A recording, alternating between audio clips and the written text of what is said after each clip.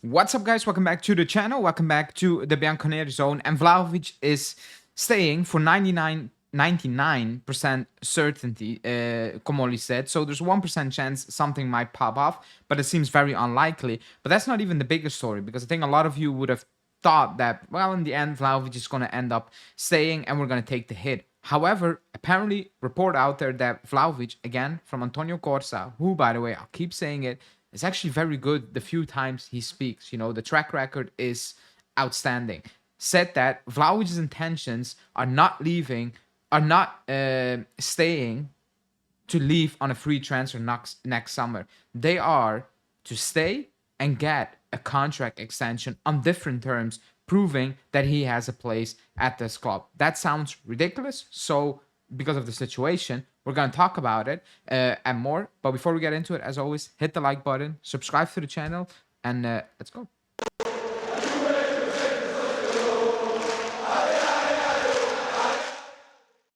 Okay, there are also updates on Nico and Zegrova and Comolli spoke, but that's for later today, the news show. This one is on Vlahovic, because Comolli spoke on Vlahovic after the Champions League draw, and he said, well, there were talks with clubs for Vlahovic. However, he said at this moment in time, when he was speaking, he said him staying is a 99% certainty that he's going to stay. Now, I don't think anyone was shocked. You know, I wasn't shocked when he said that, because the feeling I had was, yeah, he's going to stay. Milan went for a Sporting backup. They are signing Nkunku. You know, they are going for out-and-out number nines to not out-and-out number nines, to very injury-prone players like Nkunku, paying a lot of money for Nkunku and also quite a lot in wages, taking the risk rather than go for Vlahovic. I think at that point, you should have known, okay, this is not really about the transfer fee when it comes to Vlahovic. This is about Vlahovic not willing to lower his demands for this season. So he's going to stay, you know, and accepted that. However, the news report out there that his intentions would, like, the news was always, oh, he's staying on a free, he's staying, and then he's leaving on a free. He wants to join Inter and he wants to join Barcelona, and all the reports out there that didn't really make any sense. Like, it doesn't make sense for Vlahovic to risk it all, you know, and just stay the way it is right now, or like stay, you know, without a contract. Like, he can tear up his ACL in training and be out for a year and a half. Then what contract are you gonna receive at that stage, at that point, you know? So that was that. Now the report saying that he wants to stay and talk about a new deal on favorable terms, you know, on good terms. Now, that sounds very ridiculous for two reasons. And it makes sense for one reason. Why it sounds ridiculous at this moment in time is because we're basically bringing in Colomani. Even though Comolli spoke about it, say there are a few days left, we're assuming we're signing Colomani. And you have Jonathan David.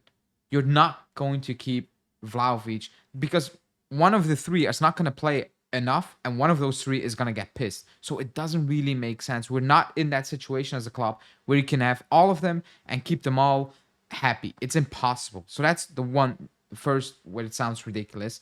The second one where it sounds ridiculous is from his perspective, you know. You're not, the feeling at the club is like you're not the number one. The club is investing on Colomani, investing on Jonathan David. Even if you prove the club wrong in that regard, are you going to overtake them? Like, it doesn't really make sense. However, I said there's one thing that kind of makes sense, and that's when Comolli said that the relationship with Vlahovic said, is not broken. Absolutely not. It's excellent. It's good. It's perfect. You know, there's nothing left. And that feeling I do have. I don't think they're fighting behind the scenes. I don't think, like I said, they're not forcing players out, you know. That is very important.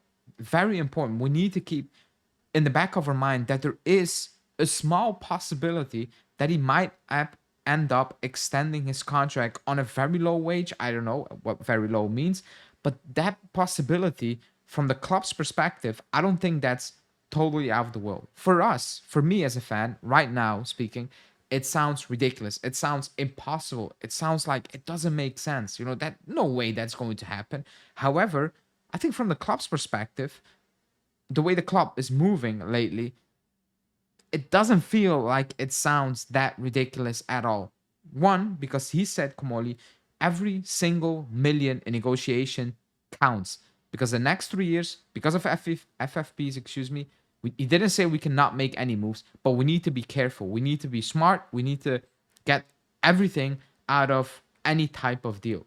That maybe also means not losing him on a free, excuse me, not losing him on a free after paying a lot of money this season. The club might look at it and be like, you want 6? Maybe we can do a 2-year deal plus an option. And if it's not working, you can be sold. And even you have a lower wage, and it's much easier to find a club in that regard. So from the club's perspective, I think there's a small possibility that they're sitting there and being like, yeah, why not? We can potentially make this happen. This can be a thing. We can potentially sign you to a new deal if it's favorable in terms of length of contract, in transfer fees, in all these things, So don't be shocked if it actually happened, But right now, the feeling is, yeah, it's shocking news, but I mean, still. So it's an interesting situation.